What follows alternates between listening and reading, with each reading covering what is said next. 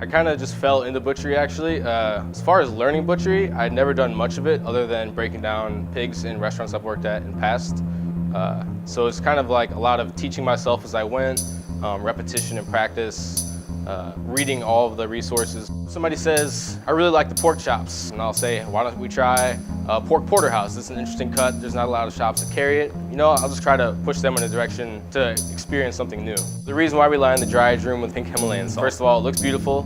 Second of all, it helps draw a lot of moisture out of the dry age product. And also, after a certain amount of time, the room will actually begin to develop its own flavor. Let's head back and I'll show you the salt room. Okay.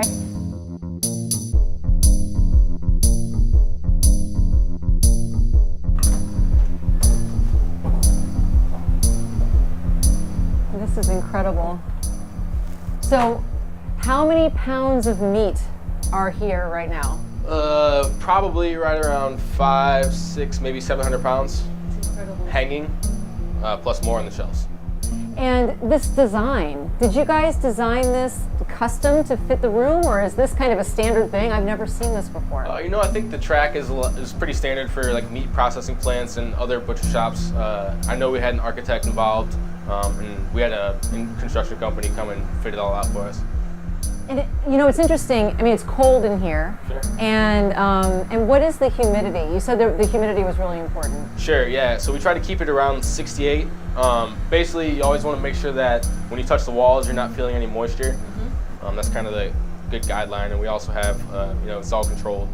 You're actually gonna show me how to break down one of these half pigs, sure. Correct? Yeah, let's do it. Do you want to should we pick one from here, or is one already waiting for us? Yeah, we'll take one of these down. All right, perfect.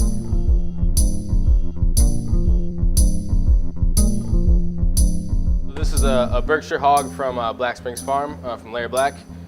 This particular half is just a little over 100 pounds, just about. Just a kind of brief overview of the parts. You know, we have the trotters, or the feet, the hocks right above that, the Boston butt, the shoulder, rib section, the belly, the skirt steak sits right inside there, the leaf lard that is basically the kidney fat, and then we have the loin, just above the vertebrae, tenderloin, and the ham. And we'll get right to it. The first step, that's you know, breaking the pieces apart. I always go between the second and third rib, and then we pull the shoulder and the butt out from that.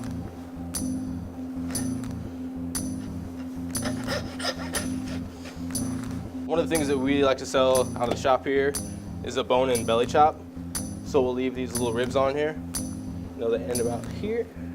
I've never heard of a bone-in belly chop before. I have to try one. I know, that sounds really fun. So I'll reserve this. And we have another belly section. And you can see that it even looks like bacon here. So here we have the loin, and this is the tenderloin right here. Trim off some of that fat. And there is a difference between the loin and the tenderloin. You know, the loin is what you're gonna get your standard pork chops out of. And when you go to the store and get the pork tenderloin, it's a lot smaller. There's less fat. Personally, for me, it has less flavor too. I'm not a big fan. Kind of like the filet mignon on Exactly. Yeah. You know, I always try to push people away from the tenderloin and try something with a little more love. So this is the short loin, which is where the porterhouses come from, or T-bones. So you can see at this end, I call it the blade steak. That meat is beautiful. Here's a good portion of porterhouse right there. God, that's beautiful.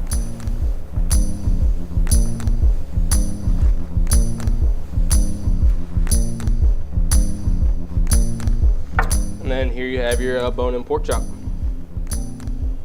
One of the cool cuts that is good for charcuterie, the copa, which is a familiar title for a lot of people. So I'll just come up here and go under these bones.